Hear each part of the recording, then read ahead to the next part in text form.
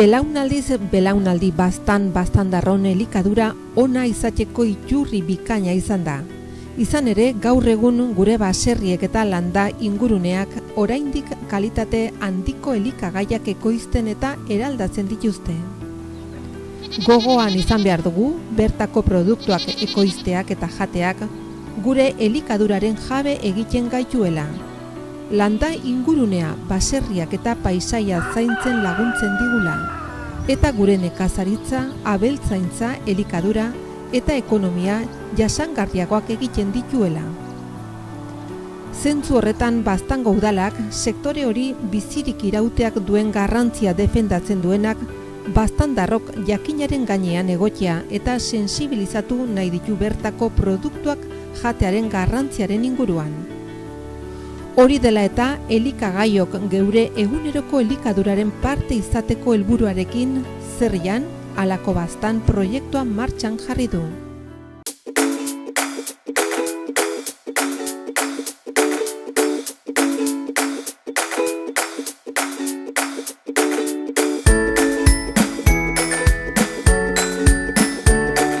Gaurko platera sagar bizkotxoa izango da. Ikusiko duzuen zenolako bizkotxoari zenolako zaporia eta xamurtasuna ematen dion sagarra.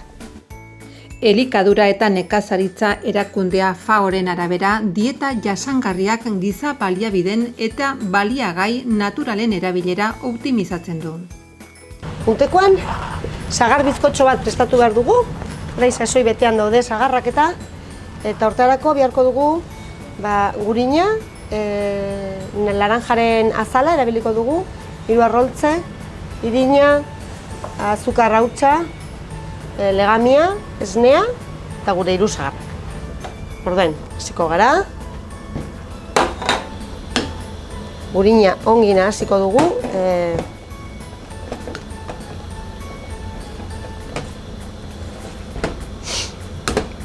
Laranja azalakin, orain birrin raiatu behar duguna.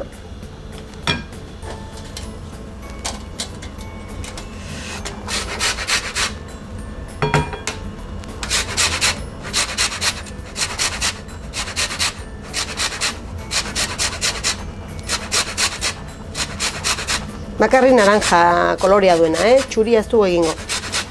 Zena zapore kiretsa ematen dio bizkotxoari. Azala bakarrik.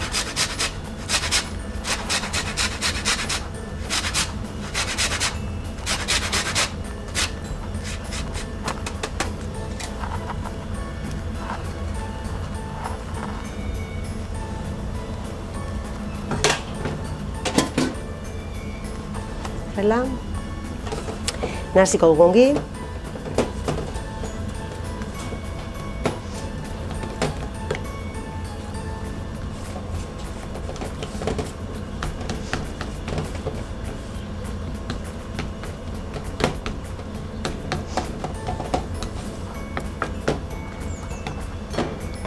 Azukar hautsa botako diogu.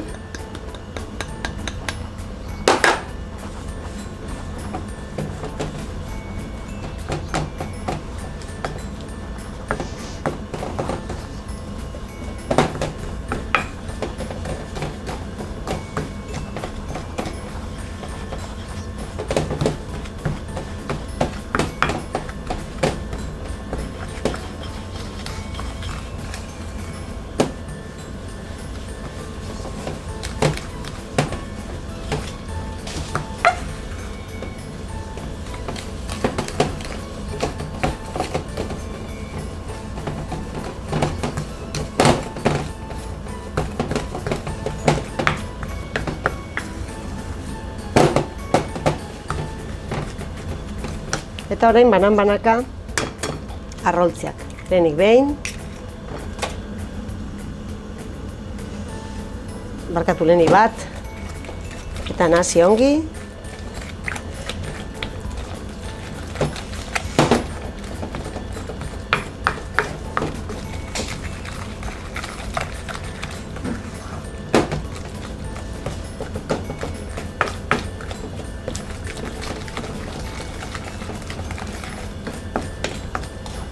Orain hurrengoa.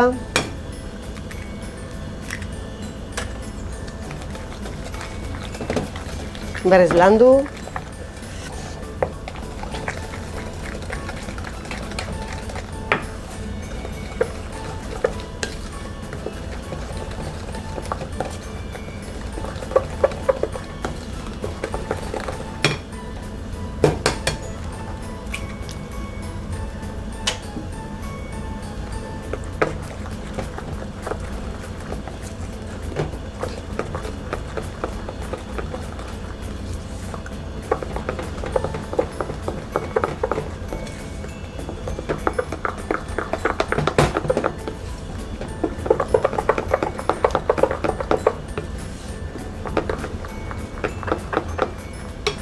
Vale, orain irina,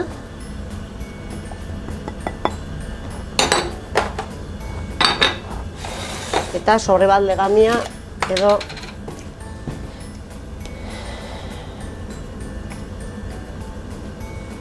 horrelako zerbait, kutsarita bat.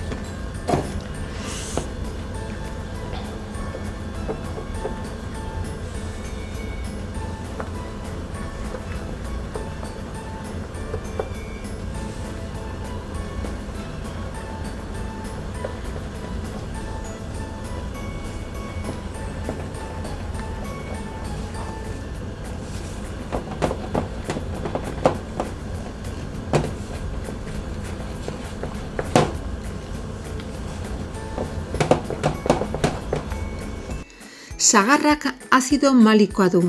Azido malikoa kodes alimentariusen dago, E286 kodearekin eta azidotasuna erregulatzeko erabiltzen da.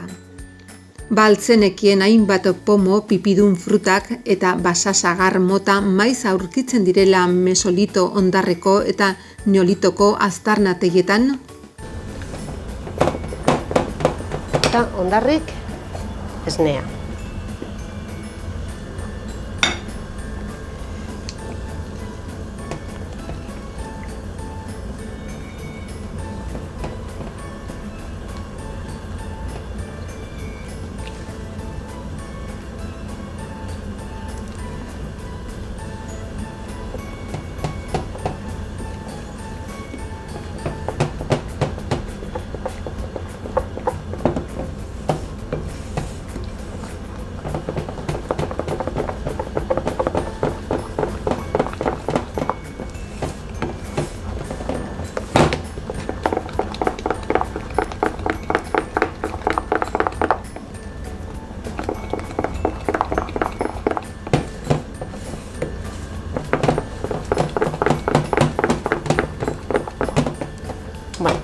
Listo? Molde bat jarriko dugu eta moldea edo labezko paperakin edo beste gize gurina pixka bat eta irina pixka bat ere botatzen alda gero ez txikitzeko,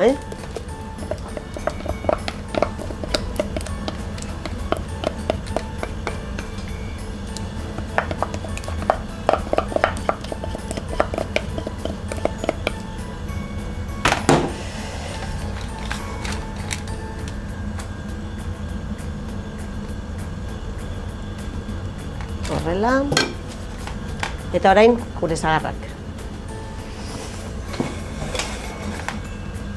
Xurituko ditugu.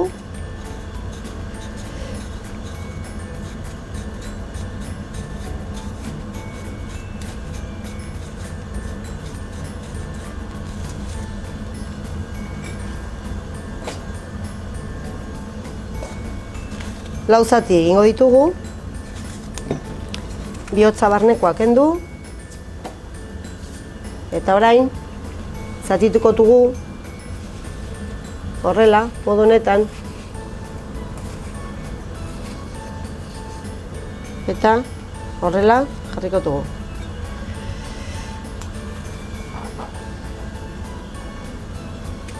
Ez dugu mozten azpiraino, ezten dugu pixka bat horrela, eta horrela.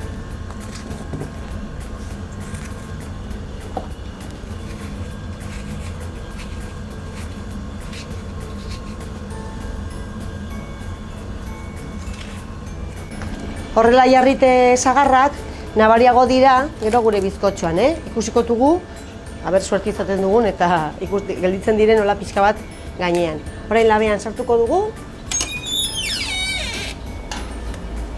Eta bueno, aber gure bizkotxoa prest dagoen. Aituri du baietz. Etzen sobera beroa gure labea eta gelditu zaigo sagarrak barnean. Bueno, holakoak ere gertatzen dire.